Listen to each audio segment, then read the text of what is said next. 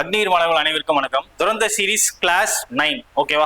இதுல வந்து பாத்தீங்கன்னா நம்ம வந்து ஒரு சீரீஸா பார்த்துட்டு இருக்கோம். ஜிகே, சயின்ஸ், மேக்ஸ், ரீசனிங் அப்படின்னு சொல்லிட்டு ஒரு சீரீஸா பார்த்துட்டு இருக்கோம். இப்போ அதன் வரிசையில் வந்து பாத்தீங்கன்னா இப்போ அடுத்ததான் வந்து பாத்தீங்கன்னா ஜிகே. சரியா, கிளாஸ் 9 சொல்லியாச்சா.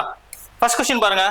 பின்வருபவர்களில் 2023 அருணாச்சல பிரதேசத்தின் ஆளுநராக ஓகேவா, அருணாச்சல பிரதேசத்தின் ஆளுநராக யார் நியமிக்கப்பட்டுள்ளார் அப்படின்னு சொல்லிட்டு கேட்கிறாங்க. நம்ம பார்த்துட்டு இருக்கோம் first question, first series, second series அப்படின்னு சொல்லிட்டு எல்லா கொஸ்டின் பேப்பர்லயும் வந்து பாத்தீங்கன்னா இந்த கவர்னரை பத்தின கேள்விகள் கேட்டுக்கிட்டே இருக்காங்க. சரிங்களா, அதனால அந்த ஆளுநரை பத்தி ஒரு கரண்ட் அஃபேர்ஸ், எல்லா மாநிலத்தினுடைய ஆளுநர் யார் யார் இருக்கா அப்படிங்கிறத நம்ம தெரிஞ்சுக்கணும். அதன் வரிசையில வந்து பாத்தீங்கன்னா இது ஆப்ஷன் பி, லெப்டினன்ட் ஜெனரலா இருந்து ரிட்டையர்ட் ஆன ஒருத்தரை, ஓய்வு பெற்ற ஒருவர் தான் வந்து என்ன பண்ணிருக்காங்க அப்படின்னா இந்த அருணாச்சல பிரதேசனுடைய கவர்னர் அப்பாயின்ட் பண்ணிருக்காங்க. யார் அப்படின்னு பாத்தீங்கன்னா கைவல்யா ட்ரைவிக்ரம் பட்நாயக் அப்படிங்கிற ஒருத்தர் தான் வந்து பாத்தீங்கன்னா கவர்னரா அருணாச்சல பிரதேசத்துக்கு என்ன பண்ணிருக்காங்க அப்படின்னா போட்டிருக்காங்க. சரிங்களா, நல்லா பாத்துக்கோங்க. அடுத்து ரெண்டாவது கொஸ்டின் பாருங்க. as of March 2023 2023 நிலவரப்படி ருச்ரா கம்போஜ் யார் அப்படின்னு சொல்லிட்டு கேட்டிருக்காங்க. இந்த ருச்ரா கம்போஜ் தான் யாரு அப்படின்னா இங்க பாருங்க, ஆப்ஷன் சி, ஐக்கிய நாடுகள் சபையில வந்து பாத்தீங்கன்னா இந்தியாவின் நிரந்தர பிரதிநிதியாக பதவியை வகித்தவர் இந்த ருச்ரா கம்போஜ் அப்படிங்கிறவங்க. ஓகேவா, இவங்க தான் வந்து பாத்தீங்கன்னா இந்த permanent representative of India to the United நேஷன்ஸ்ல ஃபர்ஸ்ட் விமன் இருந்திருக்காங்க. அதுக்கப்புறம் வந்து பாத்தீங்கன்னா இப்ப வந்து பாத்தீங்கன்னா மாறிட்டாங்க. யாரு அப்படின்னா பர்வதனேனி ஹரிஷ். ஓகேவா, பர்வதனேனி ஹரிஷ் தான் வந்து பாத்தீங்கன்னா இவங்களோட பீரியடுக்கு அப்புறம் வந்து பாத்தீங்கன்னா ருச்ரா கம்போஜுக்கு அப்புறம் வந்து பாத்தீங்கன்னா இப்ப கரண்டா வந்து பாத்தீங்கன்னா இந்த permanent representative of India to the United நேஷன்ஸ்க்கு இப்ப பிரசன்டா வந்து கரண்டா இவங்க தான் வந்து பிரதிநிதியா இப்ப இருக்காங்க. ஓகேவா, நமக்கு தெரியும். இதுக்கு ஆப்ஷன் வந்து நான் சொல்லிட்டேன். இப்ப அடுத்து வந்து பாத்தீங்கன்னா இந்தியாவின் முதல் பெண் ஜனாதிபதி யாரு அப்படின்னு கேட்டா உங்களுக்கு தெரியும். ஓகேவா, பிரதிபா பாட்டீல். நான் சொல்றது வந்து பாத்தீங்கன்னா விமன்ஸ்ல சொல்றேன். ஓகேவா, முதல் இந்திய பெண் ஜனாதிபதி யாரு அப்படின்னா பிரதிபா பாட்டீல். இந்தியாவில இருந்து முதல்ல பெண் குடியரசுத் தலைவராக பதவி வகித்தவர் யார் அப்படின்னா இந்த பிரதிபா பாட்டீல் தான். இரண்டாவதா வந்து பாத்தீங்கன்னா நம்ம திரௌபதி முர்மு எஸ்டி கேண்டிடேட்டா இருந்து என்ன பண்ணிருக்காங்க அப்படின்னா பிரசிடென்டா இந்தியாவில இருந்து ஆயிருக்காங்க. ஓகேவா, அதே மாதிரி ஃபர்ஸ்ட் விமன் பிரசிடென்ட் யாருன்னு பாக்கிறதுக்கு முன்னாடி இது வந்து இந்தியாவில சொல்றேன். ஓகேவா, ஹர்மன்பிரீத் கவுர். ஓகேவா,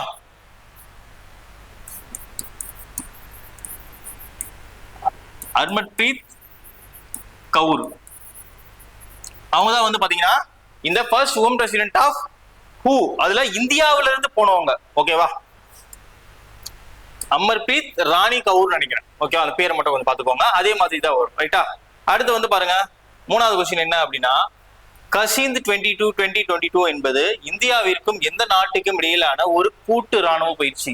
இது ஒரு பேட்டர்னாவே ஆயிடுச்சுங்க. அதாவது என்ன அப்படின்னா இந்தியாவுக்கும் எந்த நாட்டுக்கு உடனான கூட்டு ராணுவ பயிற்சி அப்படின்னு சொல்லி ஒரு பேரை கொடுத்துடுறாங்க. ஓகேவா, ஃபார் எக்ஸாம்பிளுக்கு ரஷ்யாவுக்கு வந்து இந்திரா அப்படிங்கிற மாதிரிலாம் வந்து பேர் வந்து ஒவ்வொரு நாட்டுக்கும் ஒரு கூட்டு ராணுவ பயிற்சி. அதாவது இந்தியாவுக்கும் ரஷ்யாவுக்கும், இந்தியாவுக்கும் இப்ப ஆப்கானிஸ்தானு, இந்தியாவுக்கும் கசகஸ்தானு, இந்தியாவுக்கும் ரஷ்யாவுக்கும், அது மாதிரி மற்ற நாடுகள் கூட எல்லாம் வந்து பாத்தீங்கன்னா இந்தியா வந்து நட்புறவை மேற்கொள்வதற்காக, சுமூகமான உறவை மேற்கொள்வதற்காக என்ன பண்ணுவாங்க அப்படின்னா ஒரு வருஷத்துக்கு ஒரு முறையோ இல்லை 2 வருஷத்துக்கு ஒரு முறையோ என்ன பண்ணுவாங்க அப்படின்னா கூட்டு ராணுவ பயிற்சி நடத்துவாங்க. அதன் வரிசையில இந்த கசிந்த் 2022 அப்படிங்கிறது இந்தியாவுக்கும் எந்த நாட்டுக்கும் இடையான கூட்டு ராணுவ பயிற்சி அப்படிங்கிற கேள்வியும் கேட்டிருக்காங்க. இதுலயே இப்ப நீங்க இதை வந்து நல்லா ஒத்து பாத்தீங்கன்னா அப்படி தெரிஞ்சிருக்கும். இந்த ஐஎன்டி அப்படிங்கிறது இந்தியாவை குறிக்குது. ஓகேவா, அப்ப இந்த கஸ் அப்படிங்கிறது குறிக்குது அப்படின்னா கசகஸ்தான் அப்படிங்கிற நாட்டை குறிக்குது. அப்ப ஈஸி தான் கசகஸ்தான். ஓகேவா, அப்ப இந்தியாவையும் கசகஸ்தானுக்கு 2 நாட்டுக்கு இடையே நடக்கக்கூடிய இந்த கூட்டு ராணுவ பயிற்சி என்ன சொல்லுவாங்க அப்படின்னா இந்த கசிந்த். இது 2022 நடந்துச்சு அப்படின்னு சொல்லிருக்காங்க. எந்த நாட்டுக்கு இடையே அப்படின்னா கசகஸ்தான் அப்படின்னு சொல்லியாச்சு. அதே மாதிரி வந்து பாத்தீங்கன்னா 2024 ஒண்ணு நடந்துச்சு. ஓகேவா, 2024 எங்க நடந்துச்சு அப்படின்னா மேகாலயால நடந்துச்சு. ஓகேவா, இது வந்து பாத்தீங்கன்னா 2016 இருந்து ஸ்டார்ட் பண்ணிருக்காங்க. ஃபர்ஸ்ட் எப்ப இனாகிரேஷன் பண்ணாங்க அப்படின்னா 2016 தான் இதை வந்து ஸ்டார்ட் பண்ணாங்க. இது ஸ்டார்ட் பண்ணும் போது வந்து பாத்தீங்கன்னா இதுக்கு வேற பேர் இருந்துச்சு. ஓகேவா, பிரபல் டஸ்டிக் அப்படிங்கிற ஒரு பேர் இருந்துச்சு.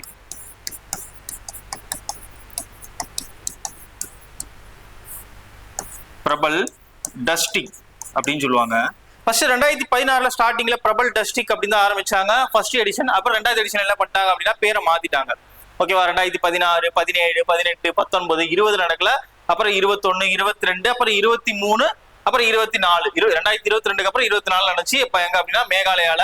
இந்த மேகாலயால நடந்ததுதான் வந்து பாத்தீங்கன்னா 8வது எடிஷன். ஓகேவா, 8வது கூட்டு ராணுவ பயிற்சி அப்படின்னு சொல்லுவாங்க. ரைட்டா? நல்லா பாத்துக்கோங்க. சரியா? அப்ப கசின் அப்படிங்கிறது இந்தியாவுக்கும் கசகஸ்தானுக்கும் இடையிலான ஒரு கூட்டு ராணுவ பயிற்சி தான் இது குறிக்குது அப்படின்னு சொல்லுவாங்க. சரியா? அடுத்து 1905 வங்காள பிரிவினையின் போது பிரிட்டிஷ் இந்தியாவின் வைசிராயாக இருந்தவர் யார்?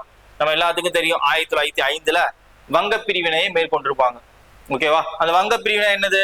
இப்ப வங்காளம் எப்படி இருக்கா? இந்த வங்காளத்தை கிழக்கு வங்காளம், மேற்கு வங்காளம் அப்படின்னு சொல்லிட்டு பிரிச்சிருப்பாங்க. ஓகேவா? இது வந்து மேற்கு வங்காளம், இதை வந்து கிழக்கு வங்காளம் அப்படின்னு சொல்லிட்டு ரெண்டா பிரிச்சிருப்பாங்க. எதுக்காக அப்படின்னு கேட்டா, நிர்வாக வசதிக்காக நாங்க வந்து வங்காளத்தை இரண்டாக பிரிக்கிறோம் அப்படின்னு சொல்லிட்டு ஒரு சூழ்ச்சியை வந்து பண்ணியிருப்பாரு. யாரு அப்படின்னா லார்டு கர்சன். இந்த ஆப்ஷன் டி தான் வந்து சரியான பதில். கர்சன் பிரபு எதுக்காக பிரிச்சிருப்பாரு அப்படின்னா, நாங்க நிர்வாக வசதிக்காக பிரிக்கிறோம் அப்படின்னு சொல்லிட்டு அவர் சொல்லியிருப்பாரு. ஆனா ஆக்சுவலா வந்து பாத்தீங்கன்னா இங்க இருக்கிற மக்கள்லாம் வந்து பாத்தீங்கன்னா இந்துக்கள் அதிகமாக இருக்கக்கூடிய பகுதியாகவும், இந்த கிழக்கு வங்காளத்துல வந்து பாத்தீங்கன்னா முஸ்லிம்கள் அதிகமா இருக்கக்கூடிய பகுதியாகவும் இருந்துச்சு. சரியா? இத இவங்க ரெண்டு பேரும் நம்ம பிரிச்சு விட்டு அவங்க ரெண்டு பேருக்குள்ள சண்டையை மூட்டி விட்டுட்டோம் அப்படின்னா நம்ம ஃப்ரீயா இருக்கலாம் அப்படிங்கிற நோக்கத்துக்காக இவர் பிரிச்சு விட்டுட்டாரு. கடைசியில இதுதான் வந்து பாத்தீங்கன்னா இப்போ இருக்கு பிரசன்ட் இந்தியாவில இது என்னவா இருக்கு அப்படின்னா மேற்கு வங்காளமா இருக்கு. ஓகேவா? மேற்கு வங்காளமா இருக்கு. இப்போதைக்கு இது என்னவா இருக்கு அப்படின்னா இது பங்களாதேஷா இருக்கு. பங்களாதேஷ்னா வங்காளதேசம் அப்படிங்கிற நாடா இருக்கு. இது பங்களாதேஷா இருக்கிறதுக்கு முன்னாடி என்னவா இருந்துச்சு அப்படின்னா கிழக்கு பாகிஸ்தானா இருந்துச்சு. ஓகேவா? கிழக்கு பாகிஸ்தான். இந்த கிழக்கு பாகிஸ்தான் வந்து எப்போ இது பங்களாதேஷா மாறிச்சு அப்படின்னா 1971 வந்து பாத்தீங்கன்னா இந்த போர் வரும். அதுல நம்ம இந்திய நாட்டின் பிரதமராக இருந்த இந்திரா காந்தி தான் என்ன பண்ணுவாங்க அப்படின்னா இந்திய ராணுவ படையில அனுப்பிச்சு பாகிஸ்தான் கூட சண்டை போட்டு இந்த கிழக்கு பாகிஸ்தானா இருந்த கூட சண்டை போட்டு என்ன பண்ணிருப்பாங்க அப்படின்னா வங்காளத்துக்கு விடுதலை வாங்கி கொடுத்து இதை பங்களாதேஷ் ஒரு நாடா பிரிச்சு கொடுத்துருப்பாங்க. சரியா? ரைட்டு. ஆப்ஷன் டி கர்சன் பிரபு. அதே மாதிரி வந்து பாத்தீங்கன்னா இவரு 1899 இருந்து 1905 வரைக்கும் வந்து பாத்தீங்கன்னா இவர் வந்து இவருடைய காலம் இவர் வந்து பாத்தீங்கன்னா வைசிராயா இருந்திருப்பாரு. ரைட்டா? பாத்துக்கோங்க. அடுத்து வந்து பாருங்க 5வது கொஸ்டின். இதுல ஆரிய சமாஜத்தை நிறுவியவர் யார் அப்படின்னு சொல்லிட்டு கேட்பாங்க. இந்த சமூக சீர்திருத்த இயக்கங்கள்ல இருந்து கொஸ்டின்ஸ் வந்து வந்துகிட்டே இருக்கு. எப்படி கேட்பாங்க அப்படின்னா ஃபவுண்டட் பை ஹூம், யார் வந்து இதை தோற்றுவித்தார்கள் அப்படின்னு சொல்லிட்டு கேட்பாங்க. அதுல இந்த ஆரிய சமாஜத்தை தோற்றுவித்தது யாரு அப்படின்னா தயானந்த சரஸ்வதி அப்படின்னு சொல்லிட்டு சொல்லுவாங்க. ஓகேவா? தயானந்த சரஸ்வதி அப்படின்னு சொல்லிட்டு சொல்லுவாங்க. கோ பேக் டு வேதாஸ் அப்படிங்கிறதெல்லாம் சொல்லியிருப்பாரு. அதே மாதிரி வந்து பாத்தீங்கன்னா இந்த ராம்மோகன் ராய் அப்படிங்கிறவர் என்ன நிறுவியிருப்பாரு அப்படின்னா பிரம்ம சமாஜத்தை நிறுவியிருப்பாரு. ஓகேவா? பிரம்ம சமாஜம். இந்த பிரம்ம சமாஜத்தை நிறுவியவர் யார் அப்படின்னா ராஜா ராம்மோகன் ராய். 1828 ஒரு கடவுள் கோட்பாடை வந்து வழிவகுத்தவர். ஓகேவா? எல்லாமே வந்து பாத்தீங்கன்னா நிறைய கடவுளுங்கிற பேர்ல ஒரே ஒரு கடவுள் தான் இருக்காரு அப்படின்னு சொல்லிட்டு சொன்னவர் ராஜா ராம்மோகன் ராய். அதே மாதிரி வந்து என்ன சொல்லியிருப்பாரு அப்படின்னா உருவ வழிபாடுகளை வந்து தவிர்த்திருப்பாரு. இவரும் ஒரு கோயில் கட்டியிருப்பாரு. ஆனா அந்த கோயில்ல திருவுருவ சிலை இருக்காது. அதாவது வந்து பாத்தீங்கன்னா மூலஸ்தானம் அப்படின்னு சொல்லிட்டு நம்ம ஊர்ல சொல்லுவாங்க இல்லையா, அதை வந்து இவர் வச்சிருக்க மாட்டாரு. யாரு? ராஜாராம் மோகன் ராய். இந்திய மறுமலர்ச்சியின் தந்தை என்று அழைக்கப்படுபவர் இந்த ராஜாராம் மோகன் ராய். இந்திய மறுமலர்ச்சியின் தந்தை அப்படின்னு என்று அழைக்கப்படுபவர்.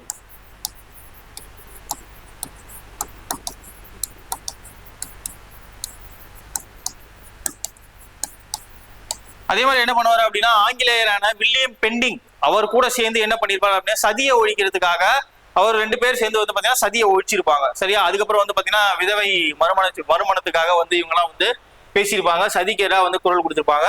இவன் பார்த்தாச்சு. ஆரிய சமாஜத்தை நிறுவியவர் தயானந்த சரஸ்வதி, பிரம்ம சமாஜத்தை நிறுவியவர் ராம் மோகன் ராய் அப்படின்னு சொல்லிட்டு பார்த்திருப்போம். சரியா? இந்த லாலா லஜபதி ராய் என்ன சொல்லுவாங்க அப்படின்னா பஞ்சாப் சிங்கம் அப்படின்னு சொல்லுவாங்க. சில பேர் என்ன சொல்லுவாங்க அப்படின்னா பஞ்சாப் கேசரி அப்படின்னு சொல்லுவாங்க.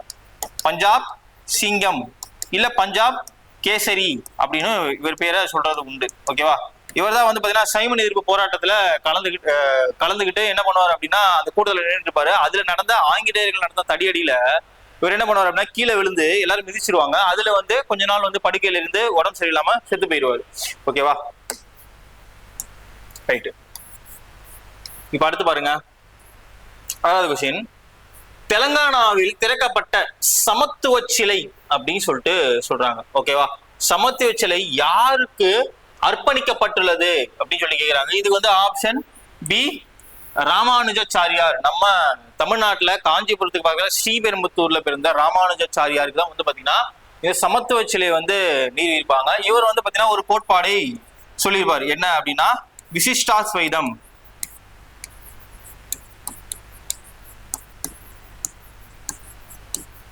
விசிஷ்டாத்வைதம் அப்படிங்கிற ஒரு கோட்பாடை இவர் வந்து ஒரு தீவிர வைணவர் அப்படின்னு வச்சுக்கோங்களேன். ஆனா வந்து ஒரு விசிஷ்டாத்வைதம் அப்படிங்கிற ஒரு தத்துவத்தை முன்மொழிந்தார். என்ன அப்படின்னா கடவுள் ஒருவர் தான், அதாவது உலகம் அப்படிங்கிற பொருட்களின் மூலியமாகவும் ஆன்மா அப்படிங்கிற மனிதர்கள் உருவன் மூலியமாகவும் கடவுள் ஒரே ஒருவர் தான் அப்படிங்கிற கோட்பாடை முன் வச்சாரு. ஓகேவா? ஜாதி மதம் அதையெல்லாம் தாண்டி வந்து பாத்தீங்கன்னா அனைத்து மனிதர்களும் ஒன்றுதான் அப்படிங்கிற ஒரு கோட்பாடை முன்வைத்ததுனால என்ன பண்ணுவாங்க அப்படின்னா இவர் வந்து மேன் ஆஃப், அதாவது ஸ்டாச்சு ஆஃப் ஈக்வாலிட்டி, சமத்துவ சிலைக்கு இவரோட சிலையை வந்து சமத்துவ சிலையா வந்து தெலுங்கானால நிறுவியிருக்காங்க. ஹைதராபாத் பக்கத்துல இவரோட சிலையை நிறுவியிருக்காங்க. சரியா?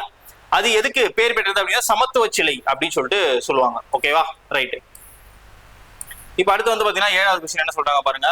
ஹரப்பா நாகரிகத்தின் தலமான ராக்கி காரி அப்படி சொல்றாங்க இல்லையா, ராக்கி காரி எந்த மாநிலத்தில் அமைந்துள்ளது அப்படி சொல்லிட்டு கேட்கிறாங்க. நம்ம பாக்குறோம். ஓகேவா? சிந்து சமவெளி நாகரிகத்துல நிறைய இந்த ஆர்கியாலஜிக்கல் சைட்ஸ் நிறைய கண்டுபிடிச்சிருப்பாங்க. அதுல ஒரு தலமான இந்த ராக்கி காரி எந்த மாநிலத்தில் அமைந்துள்ளது இப்போதைக்கு அப்படின்னு கேட்கிறாங்க. அப்படின்னா ராக்கி, ஹரியானால தான் ராக்கி கட்டுவாங்க அப்படின்னு யோசிச்சுக்கோங்க. ஓகேவா? ஹரியானாவுல ராக்கி கட்டுவாங்க அப்படின்னு யோசிச்சுக்கோங்க. அப்ப ராக்கி காரி இப்ப இருக்கிற எந்த மாநிலத்தில் இருக்கு அப்படின்னா இந்த ஹரியானால இருக்கு. இந்த ஹரப்ப நாகரிகத்துல நிறைய தலங்கள் கண்டுபிடிச்சிருப்பாங்க. அதுல ஃபார் எக்ஸாம்பிளுக்கு சொல்லணும் அப்படின்னா ஹரப்பா, மொகஞ்சதாரோ, அப்புறம் வந்து பாத்தீங்கன்னா சானுதாரோ, இப்ப இருக்கிற இந்த ராக்கி காரி, காளிபங்கன், லோத்தல், இந்த மாதிரி நிறைய கண்டுபிடிச்சிருக்காங்க இல்லையா. இதுல மிகப்பெரிய தலம் எது அப்படின்னு கேட்டா இந்த ஹரியானால இருக்கக்கூடிய இந்த ராக்கி காரி தான். அதாவது ஏரியாவுல மிகப்பெரிய தலம். ஓகேவா? நான் சொல்றது ஏரியா வைஸ். ஓகேவா? இதுலதான் வந்து பாத்தீங்கன்னா இது மிகப்பெரிய தலமாக மொகஞ்சதாராவோட பெருசு அப்படின்னு சொல்லிட்டு சொல்றாங்க. ரைட்டா? இப்ப ராஜஸ்தான்ல என்ன இருக்கு அப்படின்னா காளிபங்கன் இருக்கு. அடுத்து பாருங்க 8வது கொஸ்டின் பாருங்க. 8வது கொஸ்டின் என்ன கேட்கிறாங்க அப்படின்னா பௌத்தர்களின் புனித நூல். இதுவும் வந்து ஃபார்மேட்டாவே வச்சிருக்காங்க. போன இதுல என்ன கேட்டாங்க அப்படின்னா புத்தர்களுடைய வழிபாடு தலத்தினுடைய பெயர் என்ன, வசிக்கும் இடம் பெயர் என்ன அப்படின்னு சொல்லிட்டு கேட்டிருந்தாங்க. இதுல என்ன கேட்கிறாங்க அப்படின்னா பௌத்தர்களின் புனித நூலின் பெயர் என்ன அப்படின்னு சொல்லிட்டு கேட்கிறாங்க. நமக்கு தெரியும் குரான், அது வந்து பாத்தீங்கன்னா முஸ்லிம்களுடைய புனித நூல் தெரியும். ஓகேவா? இது வந்து முஸ்லிம்ஸ். அதே மாதிரி இந்த ராமாயணம் மகாபாரதம் வந்து பாத்தீங்கன்னா நம்ம தமிழ்ல இருக்கக்கூடிய இதிகாசங்கள் அப்படின்னு சொல்லிட்டு சொல்லுவாங்க. இப்ப இதெல்லாம் என்னது? இதிகாசம். ராமாயணம் மகாபாரதம் என்ன சொல்லுவாங்க? இதிகாசம்னு சொல்லுவாங்க. அப்ப இந்த பௌத்தர்களின் புனித நூலின் பெயர் என்ன அப்படின்னா திரிபீடகம். ஓகேவா? இந்த திரிபீடகம் தான் பௌத்தர்களின் புனித நூல். அதே மாதிரி வந்து பாத்தீங்கன்னா ஜெயினிசம் என்ன சொல்லுவாங்க தமிழ்ல அப்படின்னா ஜைனம், இல்லைன்னா சமணம் அப்படின்னு சொல்லலாம். இப்ப இவங்களுடைய புனித நூல் என்ன சொல்லுவாங்க அப்படின்னா ஆகம சூத்ரா, இல்லைன்னா ஆகமாஸ் அப்படின்னு சொல்லிட்டு சொல்லுவாங்க. ஓகேவா? புத்தர்களுடைய புனித நூலாக திரிபீடகமும் சமணர்களின் புனித நூலாக இந்த ஆகம சூத்ரா இது புனித வந்து பாத்தீங்கன்னா இவர்களுடைய புனித நூலாக திகழ்கிறது. ரைட்டா? அடுத்து 9வது கொஸ்டின் பாருங்க. என்ன அப்படின்னா ராம்சார் தலத்தில் சேர்க்கப்பட்டுள்ள சதுப்பு நிலமான சக்கிய சாகர் இல்லைன்னா சாக்கிய சாகர் இந்தியாவின் எந்த மாநிலத்தில் அமைந்துள்ளது அப்படின்னு சொல்லி கேட்கிறாங்க. இதை பாக்குறதுக்கு முன்னாடி வந்து பாத்தீங்கன்னா ஃபர்ஸ்ட் ராம்சார் தலம்னா என்ன அப்படிங்கிறத ஃபர்ஸ்ட் தெரிஞ்சுக்கோங்க. ராம்சார் தலம் அப்படின்னா ஃபர்ஸ்ட் வந்து இந்த ராம்சார் அப்படிங்கிறது எங்கிருந்து வந்துச்சு அப்படின்னா ஈரான். ஓகேவா? ஈரான் நாட்டுல இருக்கக்கூடிய ராம்சார் அப்படிங்கிற தலத்துல ஃபர்ஸ்ட் வந்து பாத்தீங்கன்னா இதை வந்து ஃபர்ஸ்ட் யுனெஸ்கோ என்ன பண்ணிப்பாங்க அப்படின்னா அந்த ஈரான்ல இருக்கக்கூடிய ராம்சார் அப்படிங்கிற இடத்த பாதுகாக்கணும் அப்படிங்கிறதுக்காக, அந்த ஈரமான நிலத்தை பாதுகாக்கணும் அப்படிங்கிறதுக்காக அந்த இடத்த சூஸ் பண்ணி யுனெஸ்கோ இது மாதிரி உலகத்துல இருக்கக்கூடிய அந்த ஈரமான நிலத்தை பாதுகாக்கணும் அப்படின்னு சொல்லிட்டு யுனெஸ்கோல அங்கீகரிக்கப்படும். அதுல இந்தியாவுல கிட்டத்தட்ட வந்து பாத்தீங்கன்னா இப்ப 80க்கும் மேல இப்ப கிட்டத்தட்ட 100க்கு கிட்ட போயிருச்சு இந்த ராம்சார் தலங்கள். இதை எப்படின்னு சொல்லுவாங்க அப்படின்னா சதுப்பு நிலம் அப்படின்னு சொல்லிட்டு சொல்லுவாங்க. இந்த கடற்கரை ஓரங்கள்ல இருக்கக்கூடிய சதுப்பு நிலம், அதுல வளரக்கூடிய தாவரங்கள்லாம் வந்து பாத்தீங்கன்னா இயற்கைக்கு ரொம்ப யூஸ்ஃபுல்லா இருக்கக்கூடியது, ரொம்ப அரிதாக வளரக்கூடியது. அதே மாதிரி வந்து பாத்தீங்கன்னா சதுப்பு நிலங்கள் ஓரத்துல இருக்கிறதுனால என்ன ஆகும் அப்படின்னா கடல் அலைகள் அந்த அளவுக்கு உள்ளார வராது அப்படின்னு சொல்லிட்டு சொல்லுவாங்க. அந்த ஈரநிலம் அப்படின்னு சொல்லிட்டு சொல்றாங்க. இதுல இந்தியாவில கிட்டத்தட்ட 80க்கும் மேற்பட்டு இப்ப 90க்கு கிட்ட வந்துருச்சு ராம்சார் தலங்கள். அதுல அதிகப்படியான ராம்சார் தலங்கள் இருக்கக்கூடிய மாநிலமாக தமிழ்நாடு விளங்குது. அதிகப்படியான ராம்சார் தலங்கள் இருக்கக்கூடிய மாநிலமாக தமிழ்நாடு விளங்குது. ராம்சார் தலங்களுக்கு ஒரு எக்ஸாம்பிள் சொல்ல முடியுமா அப்படின்னா இப்போ வந்து இந்தியாவில வந்து பாத்தீங்கன்னா அந்த சுந்தரவன காடுகள் இருக்கு இல்லையா மேற்கு வங்காளத்துல, அது வந்து ஒரு இடம்னு சொல்லலாம். சதுப்பு நில காடுகளுக்கு ஒரு பெயர் பெற்ற எக்ஸாம்பிள். அதே மாதிரி தமிழ்நாட்டுல வந்து பாத்தீங்கன்னா கடலூர் பக்கத்துல இருக்கக்கூடிய பிச்சாவரம் இதெல்லாம் வந்து பாத்தீங்கன்னா சதுப்பு நில காடுகளுக்கு ஒரு எக்ஸாம்பிள். இந்த மாதிரி ஏரியாக்கள் தான் என்ன சொல்லுவாங்க அப்படின்னா இந்த ராம்சார் தலங்களை அங்கீகரிப்பாங்க. அதுல இந்தியாவில அப்படி இருக்கு, எத்தனை இருக்குன்னு நான் சொல்லிட்டேன். தமிழ்நாட்டுல வந்து முதன்மை மாநிலமாக அதிகமாக தமிழ்நாடு விளங்குது. அந்த தமிழ்நாட்டுல எந்த மாவட்டம் வந்து அதிக ராம்சார் தலங்களை கொண்டிருக்கு அப்படின்னா ராமநாதபுரம் அதிக ராம்சார் தலங்களை கொண்டுள்ளது. இப்ப கொஸ்டினுக்கு வந்துருவோம். இதுல இந்த சாக்கிய சாகர் அப்படிங்கிற ராம்சார் தலம் இந்தியாவில இப்ப எப்ப அங்கீகரிச்சிருக்காங்க இத ராம்சார் தலமா அப்படின்னா ஆப்ஷன் ஏ, மத்திய பிரதேசல இருக்கக்கூடிய இந்த சாக்கிய சாகர் அப்படிங்கிற ராம்சார் தலத்தை இப்ப புதுசா அங்கீகரிச்சிருக்காங்க. சரியா? அது எங்க இருக்கு அப்படின்னா மத்திய பிரதேஷ். ரைட். இப்ப அடுத்து பாருங்க, வட இந்திய சமவெளிகள். ஓகேவா? நம்ம ஃபர்ஸ்ட் சொல்லிடுறேன். வட இந்திய சமவெளிகள் டேஷுக்கு தெற்கே அமைந்துள்ளன அப்படின்னு சொல்லிட்டு சொல்லுவாங்க. இந்தியாவினுடைய இயற்கை அரணை வந்து என்ன பண்ணுவாங்க அப்படின்னு நிறைய வகைகளா பிரிப்பாங்க. ஃபார் எக்ஸாம்பிளுக்கு வடக்கு மலைகள், வட பெரும் சமவெளிகள், அப்புறம் வந்து பாத்தீங்கன்னா கடற்கரைகள், பாலைவனங்கள் அப்படின்னு சொல்லிட்டு நிறைய பிரிப்பாங்க. பீடபூமிகள் அப்படின்னு சொல்லிட்டு நிறைய வகைகளை பிரிப்பாங்க, 6 வகைகள்ல. அதுல இந்த வட இந்திய சமவெளிகள் அப்படின்னு சொல்லிட்டு சொல்றாங்களா, இது எதற்கு அமைஞ்சிருக்கு? வட இந்திய சமவெளிகள்லாம் என்ன? ஃபர்ஸ்ட் பாபர் சமவெளி, பாங்கர் சமவெளி, காதர் சமவெளி, தராய் மண்டலம், அப்புறம் வந்து பாத்தீங்கன்னா இந்த டெல்டா அப்படின்னு சொல்லிட்டு சொல்லுவாங்க. அந்த டெல்டால வந்து பாத்தீங்கன்னா பஞ்சாப் ஹரியானா டெல்டா, பஞ்சாப் ஹரியானா சமவெளி அப்படின்னு சொல்லிட்டு சொல்லுவாங்க. அதே மாதிரி ராஜஸ்தான் சமவெளி அப்படின்னு சொல்லுவாங்க. அதே மாதிரி வந்து பிரம்மபுத்திரா சமவெளி, கங்கை சமவெளி, இந்த மாதிரிலாம் வந்து நிறைய சமவெளிகள் வந்து சொல்லுவாங்க. ஓகேவா? அந்த மாதிரி இருக்கிற இந்த வட இந்திய சமவெளிகள் எதற்கு தெற்கே அமைந்துள்ளது அப்படின்னு சொல்லிட்டு கேட்கிறாங்க. இமயமலை. ஓகேவா? ஆப்ஷன் டி ஆன இந்த இமயமலை இருக்கு இல்லையா, ஹிமாலயா, இமயமலைக்கு தெற்கே தான் வந்து பாத்தீங்கன்னா இந்த வட இந்திய சமவெளிகள் எல்லாமே அமைந்திருக்கு. ஓகேவா? நான் சொன்னேன் இல்லையா, சமவெளிகள் காதர், பாங்கர், பாபர், தராய் மண்டலம் அப்படின்னு சொல்லிட்டு இந்த மாதிரிலாம் சமவெளிகள்லாம் இமயமலைக்கு தெற்கே அமைந்துள்ளது அப்படின்னு சொல்லிட்டு சொல்றாங்க. சரிட்டா? இப்ப அடுத்து பாருங்க, மோகினி ஆட்டம் நடன வடிவம் இந்தியாவின் எந்த மாநிலத்தை சார்ந்தது அப்படின்னு சொல்லிட்டு கேக்குறாங்க. கதகளி, மோகினி ஆட்டம் இதெல்லாம் வந்து பாத்தீங்கன்னா கேரளாவை சார்ந்தது.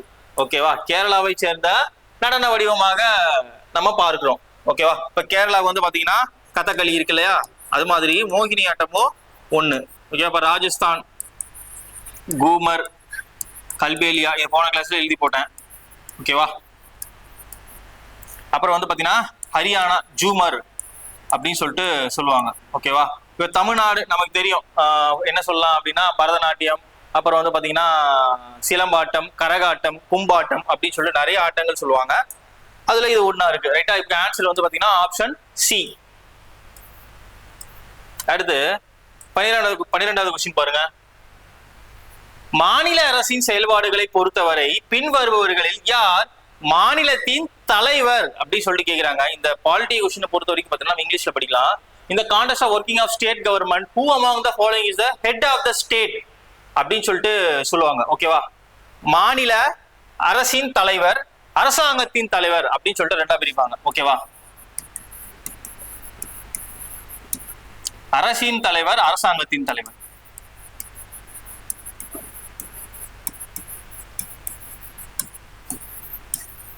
இதை பார்த்துக்கிட்டோம் அப்படின்னா இதுக்கு ரெண்டுத்துக்கும் ஒரே ஒரு வித்தியாசம் தான். என்ன அப்படின்னா அரசின் தலைவர் அப்படின்னா அவர் வந்து பெயரளவு தலைவரா இருப்பாரு. அரசாங்கத்தின் தலைவர் அப்படின்னா அவர் தான் உண்மையான தலைவரா இருப்பார். ஓகேவா? இது வந்து பாத்தீங்கன்னா நம்ம வந்து ரெண்டுத்துக்குமே எடுத்துக்கலாம். ஃபார் எக்ஸாம்பிளுக்கு சென்ட்ரல் கவர்மெண்ட், ஸ்டேட் கவர்மெண்ட் ரெண்டுத்தையுமே எடுத்துக்கிட்டோம் அப்படின்னா அரசின் தலைவராக ஸ்டேட் கவர்மெண்ட் சென்ட்ரல் கவர்மெண்ட்ல யார் இருப்பாரு அப்படின்னா பிரசிடென்ட். ஓகேவா? அப்ப அரசாங்கத்தின் தலைவராக சென்ட்ரல் கவர்மெண்ட்ல யார் இருப்பாரு அப்படின்னா பிஎம் இருப்பாரு. ஓகேவா? அதே மாதிரி மாநில அரசு எடுத்துக்கிட்டோம் அப்படின்னா அரசின் தலைவராக யார் இருப்பா அப்படின்னா கவர்னர் இருப்பாரு. ஓகேவா? கவர்னர். அதே மாதிரி மாநில அரசு எடுத்துக்கிட்டோம் அப்படின்னா அரசாங்கத்தின் தலைவராக யார் இருப்பா அப்படின்னா சிஎம் இருப்பாரு. ஓகேவா? இங்க பிரைம் மினிஸ்டர், இங்க சீஃப் மினிஸ்டர். அதாவது head of the state, head of the government அப்படின்னு சொல்லிட்டு சொல்லுவாங்க. ஓகேவா? இங்க மாநிலத்துல யாரு ஹெட் ஆஃப் த ஸ்டேட் அப்படின்னு சொல்லிட்டு கேக்குறாங்க, அரசின் தலைவர். அதான் இங்க புரிஞ்சுக்கணும். இங்க தமிழ்ல வந்து பாத்தீங்கன்னா டிரான்ஸ்லேஷன் தப்பா இருக்கு. இங்க என்ன வரணும் அப்படின்னா அரசின் தலைவர் யாரு, மாநில அரசின் தலைவர் யார் அப்படின்னு சொல்லி இங்க கேள்வி வந்திருக்கணும். ரைட்டா? அதை மொத்தம் பாத்துக்கோங்க. இப்ப மாநில அரசின் தலைவர் யார் அப்படி வரணும் அப்படின்னா இங்க கவர்னர் வரணும். ஓகேவா? ஆளுநர். Option B. நல்லா புரிஞ்சுக்கோங்க. இப்ப இந்த பிரசிடென்ட், கவர்னர் இவங்க எல்லாம் வந்து பாத்தீங்கன்னா நியமன உறுப்பினர்கள். ஃபார் எக்ஸாம்பிளுக்கு இவங்களுக்கு வந்து மறைமுக தேர்தல், அதே மாதிரி வந்து பாத்தீங்கன்னா மாநிலத்துல அரசின் தலைவராக இருக்கக்கூடிய ஆளுநர் வந்து பாத்தீங்கன்னா ஒரு நாமினேஷன் தான் செய்யப்படுகிறார். ஓகேவா? அப்பாயிண்ட்ஸ் பிரசிடென்டால அப்பாயிண்ட் செய்யப்படுகிறார். ஆனா இந்த பிஎம் சிஎம்லாம் வந்து பாத்தீங்கன்னா நேரடியாக தேர்தலை சந்தித்து மக்கள் பிரதிநிதிகளாக என்ன பண்றாங்க அப்படின்னா அரசாங்கத்துக்குள்ள வராங்க. அதாவது அரசுல ஒரு அங்கமா தான் இருக்காங்க. அதாவது சட்டமன்றத்திலையும் நாடாளுமன்றத்திலையும் இவங்க 2 பேரும் யாரு, ஒரு அங்கம், ஒரு பார்ட்டு. அதுதான் என்ன சொல்லுவாங்க அப்படின்னா அரசு அங்கம், அரசின் அங்கமாக இருக்கக்கூடியவர்கள் தான் இந்த பிஎம் சிஎம். இவங்க ஆட்சி எப்ப வேணாலும் கவுரலாம், விருப்பத்தின் பேர்ல தான் வந்து பாத்தீங்கன்னா இவங்க இருப்பாங்க. மக்களுடைய எவ்வளவு காலம் இவங்க விருப்பத்தை பூர்த்தி செய்யறாங்களோ, மக்கள் எவ்வளவு காலத்து இவங்களை விரும்புறாங்களோ, இவங்க ஆட்சி தொடரலாம்னு நினைக்கிறாங்களோ அது வரைக்கும் இவங்க என்ன பண்ணலாம் அப்படின்னா ஆட்சியில தொடர்ந்து இருக்கலாம், இல்லைன்னா இருக்க முடியாது. அதுதான் என்ன சொல்றாங்க அப்படின்னா அரசாங்கம் அங்கம் அப்படின்னு சொல்றாங்க. ஓகேவா, ரைட்.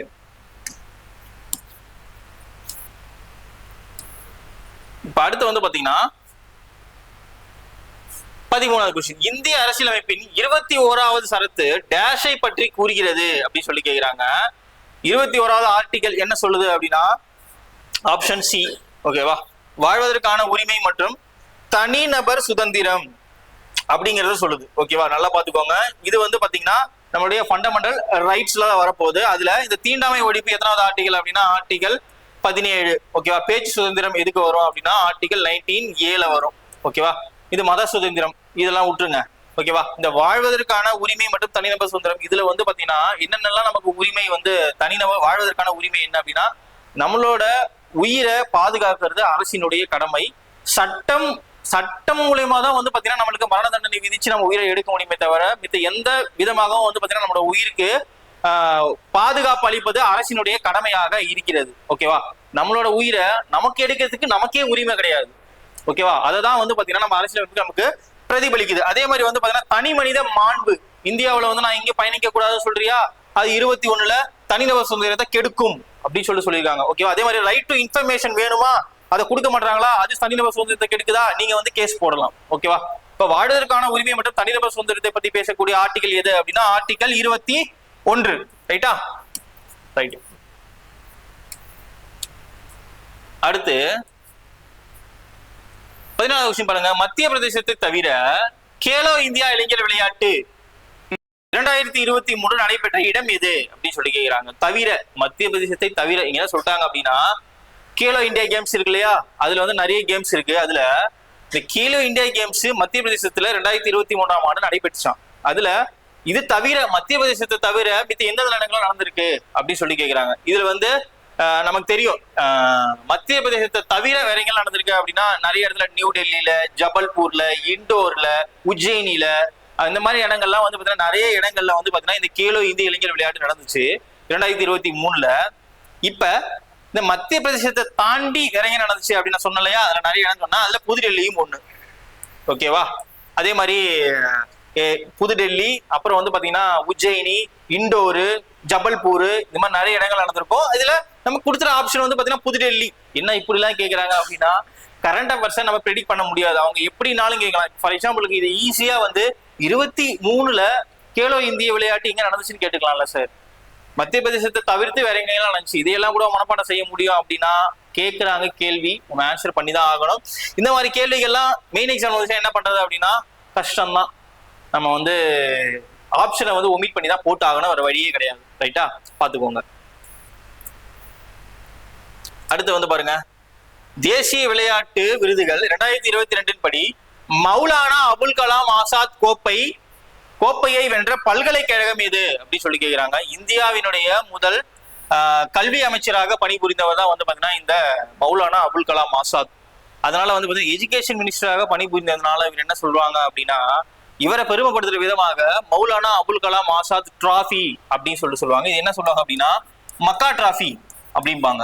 ஓகேவா, மக்கா டிராஃபி அப்படின்னா மௌலானா அபுல் கலாம் ஆசாத் டிராஃபி அப்படின்னு சொல்லுவாங்க. இது எதுக்காக அப்படின்னா ஒரு எஜுகேஷன் மினிஸ்டரா இருந்தார் இல்லையா, அப்ப இந்த எஜுகேஷனை ஊக்குவிக்கணும் அப்படிங்கிறதுக்காக எந்தெந்த இந்தியாவில வந்து யூனிவர்சிட்டிஸ் நிறைய இருக்கும். ஓகேவா, காலேஜ் மாதிரி யூனிவர்சிட்டிஸ் நிறைய இருக்கும். அந்த யூனிவர்சிட்டிஸ்ல எந்த யூனிவர்சிட்டி ஸ்போர்ட்ஸை வந்து ஸ்பான்சர்ஷிப் பண்ணி, சாரி அப்படி சொல்லக்கூடாது, இந்தியாவில வந்து எந்த யூனிவர்சிட்டி வந்து ஸ்போர்ட்ஸுக்கு வந்து முக்கியத்துவம் கொடுத்து இன்டர் யூனிவர்சிட்டி கேம்ஸ்ல நடத்தி முதல் ரேங்க் வாங்குதோ அந்த யூனிவர்சிட்டிக்கு வந்து இந்த மௌலானா அபுல் கலாம் ஆசாத் டிராஃபியை வந்து ஒப்படைக்கலாம் அப்படின்னு சொல்லிட்டு கொண்டு வந்தாங்க. ஓகே, அதே மாதிரி வந்து பாத்தீங்கன்னா வருடம் வந்து பாத்தீங்கன்னா இந்த டிராஃபியை வந்து கொடுக்குறாங்க. அதுல 2022ல வென்றது யார் அப்படின்னு சொல்லிட்டு பார்த்தோம் அப்படின்னா இந்த குருநானக் தேவ் பல்கலைக்கழகம் தான். ஓகேவா? அந்த குருநானக் தேவ் பல்கலைக்கழகம் இவங்க தான் வந்து பாத்தீங்கன்னா இது வரைக்கும் நடந்ததுலயே வந்து பாத்தீங்கன்னா 22 தடவை என்ன பண்ணிருக்காங்க அப்படின்னா இந்த கோப்பையை ஜெயிச்சிருக்காங்க. ஓகேவா?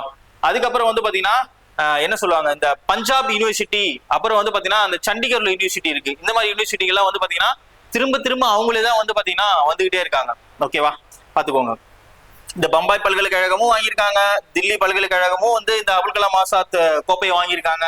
அதிகப்படியாக இந்த கோப்பையை வாங்கிய ஒரு பல்கலைக்கழகம் யூனிவர்சிட்டி எது அப்படின்னா இந்த குருநானக் தேவ் யூனிவர்சிட்டி தான். ஓகேவா? நல்லா பாத்துக்கோங்க. ரைட்டா? 22 வாட்டி இது வரைக்கும் வாங்கியிருக்காங்க. ஓகேவா? அதிகப்படியாக வாங்கினவங்க இவங்க தான். ஓகே, இது வந்து பாத்தீங்கன்னா நாங்க எப்படி கொடுக்குறோம் அப்படின்னா, உங்களுக்கு கொடுத்தோம் இல்லையா 50 செட் கொஸ்டின் பேப்பர் பிராக்டிஸ்க்காக சாம்பிள் பிடிஎஃப்ல இருந்து, அதுல இருந்து தான் உங்களுக்காண்டி எக்ஸ்பிளனேஷன் எந்தெந்த சப்ஜெக்ட்ல இருந்து எவ்வளவு வெயிட்டேஜ்ல வருது அப்படிங்கிறதுக்காக. இதுல பாத்தீங்கன்னா நிறைய உங்களுக்கு பார்த்திருப்பீங்க, நிறைய கரண்ட் அவர்ஸ் தான் வீடியோஸ் வந்துகிட்டு இருக்கு. ஓகேவா? இந்த மாதிரி நீங்க உங்களுக்கு வந்து 50 செட் கொஸ்டின் பேப்பர் வேணும் அப்படின்னா நீங்க என்ன பண்ணுங்க அப்படின்னா, நம்ம கீழே கான்டாக்ட் லிங்க்ல கான்டாக்ட் டீடைல்ஸ் வந்து டிஸ்கிரிப்ஷன்ல உங்களுக்கு லிங்க்கும் வைக்கிறேன். அப்புறம் வந்து பாத்தீங்கன்னா ஃபோன் நம்பர் கொடுக்குறேன். நீங்க ஃபோன் நம்பர் கேட்டு நீங்க ஆர்டர் பண்ணிப்பீங்களோ, இல்ல லிங்க் யூஸ் பண்ணி டச் பண்ணி புக் பை பண்ணிப்பீங்களோ, எப்படினாலும் நீங்க பை பண்ணி யூஸ் பண்ணிக்கலாம். சரியா? தொடர்ந்து ஆதரவு கொடுங்க. தேங்க்யூ.